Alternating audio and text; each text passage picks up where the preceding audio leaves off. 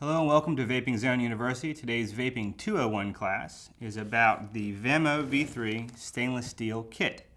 We'll go over a quick unboxing. I'll show you how to use the charger and the batteries that come with it. Then I'll review the mod. We'll go through the assembly of the mod, and we'll also go through how the menu works. Then we'll have a vape. Let's get started. Okay, so here is our kit. We've got two 18650 flat top batteries. We've got our dual bay charger. It's an HG1206W. And we've got the mod itself, the Vamo V3 in stainless steel. Now let's start with charging the batteries first. When using a charger like this, you've got your two prongs here on the back. That's all you have to do. Gentle tug, and they click right into place. When you plug it into the wall, you'll see a green light. The green light indicates either the battery is fully charged or there's no battery in it. This charger will accommodate anything from as small as an 18350 all the way up to the 18650 batteries that come with the kit. When charging batteries, I always want to keep an eye on them. Be mindful that there is a positive and a negative side. The positive side you can feel has that little dimple on the top, and the negative side is mostly flat. Now, when you use the charger, either bay will work, and you can charge two batteries at the time. Gently pull the spring down, take the positive part of the battery towards the light, and you'll see the light now is turned red, indicating that the battery needs charging. And again, the light will turn green when it's finished. You never really want to leave a battery charging unattended, so you probably don't want to do this overnight. Another quick note about battery charging is each bay is only built to accept one battery at a time. So remember, you can't stack two smaller batteries and charge. It'll lead to bad results. Just trust me, you only want to charge one battery per bay at the time. Okay, here we have the Vamo V3 stainless steel e-cigarette. Now, we take it out of the box. I'll show you the disassembly really quick. This is now in 18650 mode, so it will accept a large battery. Unscrew the bottom cap, and you'll see you've got a spring. You see it's vented. Nice Vaping Zone logo there. Now you've got your 18650 extension tube. Now if you wanted to use an 18350 battery, simply insert the battery now and seat the bottom cap. If you remove your 18350 tube, you're left with the mod head and the beauty ring, which you would want to use if you're going to use larger tanks or just 510 that's not ego threaded. Here we have the head. As you can see, it is ego threaded.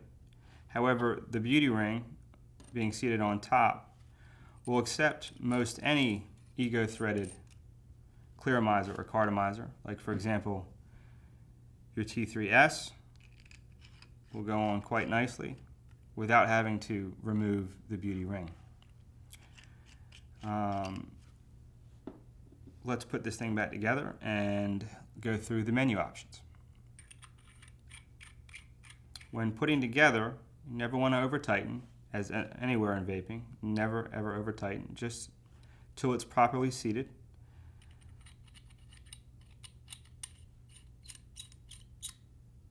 Now we'll take our 18650 battery that came with the kit. When you insert the battery, you never want to just slam the battery in there. Be careful, because if you push the battery in with too much force, you might break the circuit board, and then you've got a useless mod.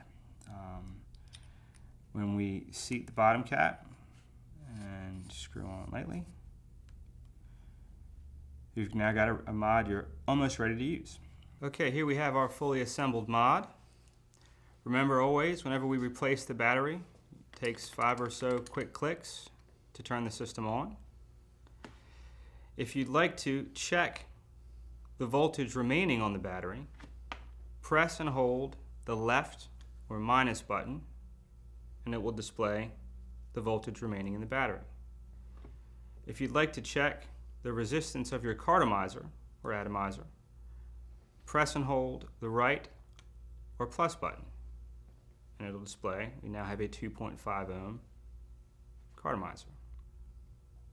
To access the menu options, press and hold both the plus and minus buttons simultaneously, and it'll give you your menu options. You use the right or positive button to toggle between your various options. Once you'd like to change an option, hit the left or minus button. Say, for example, if you'd like to change output from power or wattage to voltage. Similarly, if you'd like to change your display to display either your resistance of your atomizer, the level of your battery, or the output when you fire the device, click the left button. Now, the third menu simply turns the LCD screen off or on.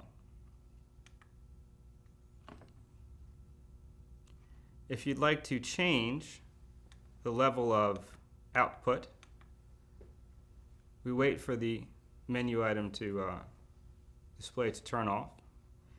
To turn voltage down or wattage down, click the left or minus button. To go up, the plus or positive button, and it will go from 3 volts to 6 volts in round robin. Likewise, if you prefer power or wattage output, change to power, and it will go from 3 watts to 15 watts in half-watt increments in round robin. With that, let's give her a vape. Now that we've gone over the menu items, let's show how to seat a tank or a cartomizer and vape. Now notice you can use the beauty ring or not, but either way, any ego-threaded device will work. Also, a 510 threaded device will work. If you're going to use a device that is not ego-threaded, like a tank, I would recommend using the beauty ring because it will help keep the tank stable. Remember, as always, whenever you seat a tank on your mod, always just finger tight, never ever ever over tighten. Also, if you're going to store your device or put it in your pocket or your purse, remember to remove the cartomizer or atomizer before doing so. It's also probably a pretty good idea to turn the device off.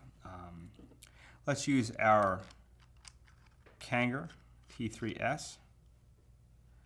I've got it set to my preferred wattage. To vape, simply press the fire button and take a sip like you're taking a sip out of a straw.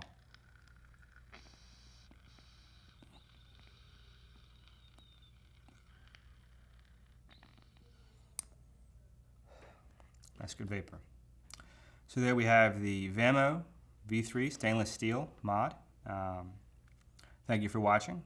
And remember, as always, don't smoke.